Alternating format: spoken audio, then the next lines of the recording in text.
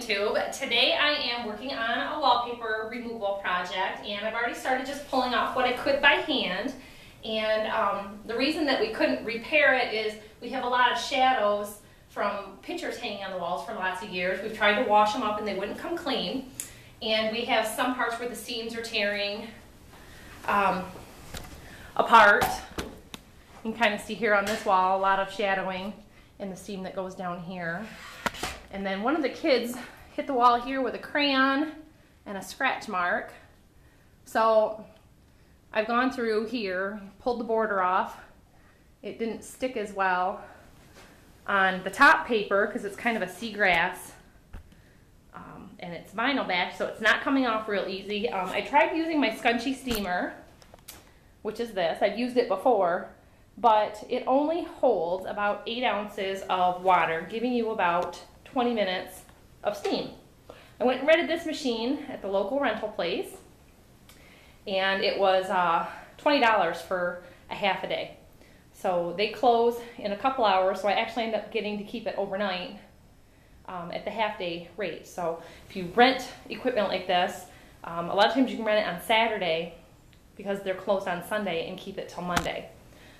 Or if you go, you know, like 4 or 5 o'clock, and you get to keep it overnight. So we're going to give this a little try. I filled it full of water. It has to heat for 5 minutes, and then the steam just automatically comes out of this wand here. And this also is a standing platform. It holds up to 300 pounds, so you can stand right on it and have it double as a ladder. So we are going to get right to the wallpaper steaming. And after I get it going, I'll show you how it works and how the progress is coming.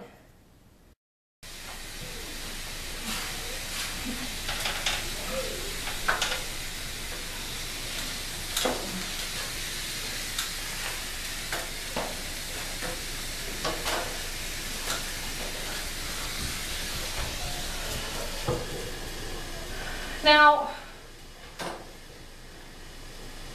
with this wallpaper steamer, it works really good. It does penetrate a lot of layers. The rental place didn't have a wallpaper shark. They call it a tiger shark or something.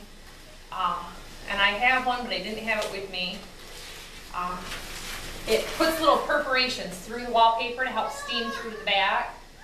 That helps a lot, but it also does or can mark soft drywall underneath. I had a house that had plaster, and it had marked it underneath from the person who had used it another time.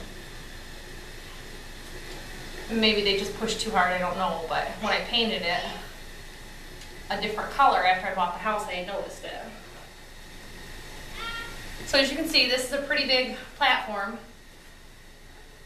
for the surface. And like here, I've got wood trim. It's good to have a rag ready also in case you get drips on there so that you don't cause damage. But I'm just using a regular putty knife.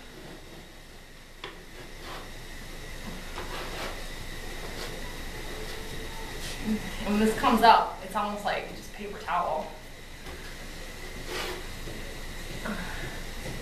And you want to be careful to not dig into your corners here because you can cut right through where it was seamed with the drywall. And then I just move over to another section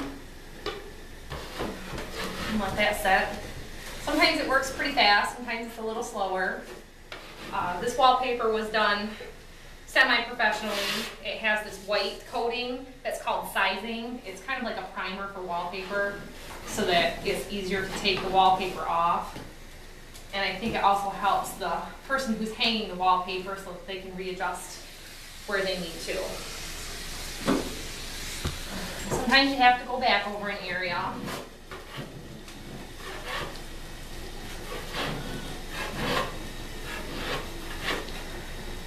The tank on this, I did the whole wall in a couple areas. It stayed full for about 2 hours. It takes about 5 minutes to heat up. That wasn't too bad. If you can use warmer water, you know, it's helpful.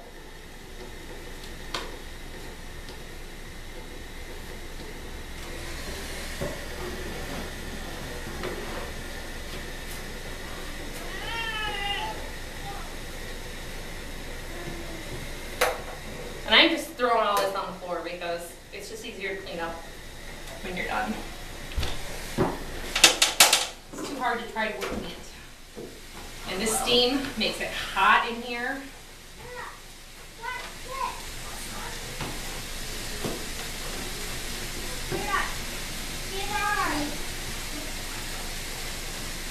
No. Plus I'm dealing with the textured ceiling here too, so we're being careful of that.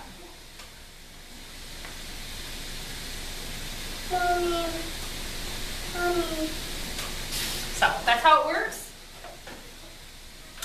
I'll show you what it looks like when we're done.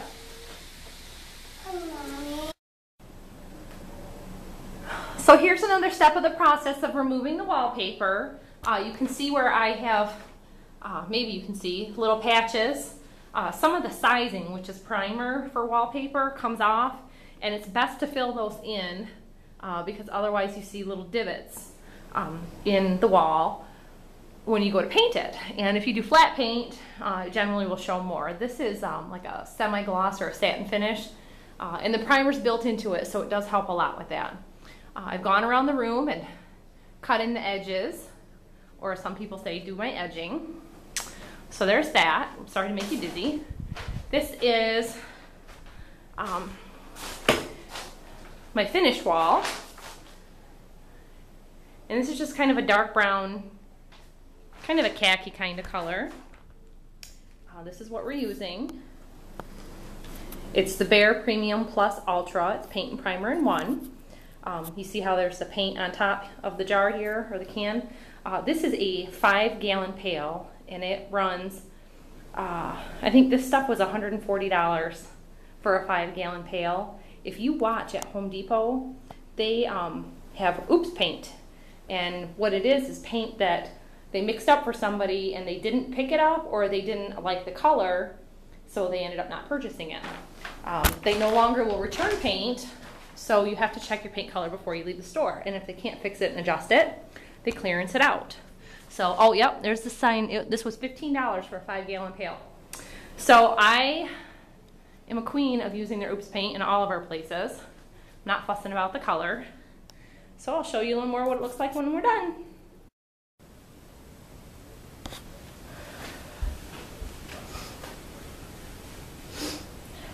Hi, so this is the final segment of the room being finished. I have finished painting the walls. I had to do 2 layers to get full coverage with the white paper sizing underneath. All the covers are back on.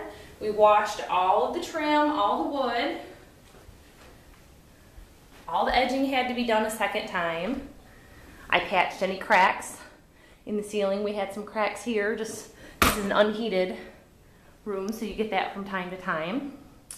So now the last thing I have left to do is just clean the blades of the fan and get the dust off of there, but the blinds have been rehung, and now I just need to find a new solution for the doors because we had magnetic blinds on them that wanted to keep coming down, and the color of them was really yellow compared to the off-white of the back blinds. So here is my breezeway mudroom.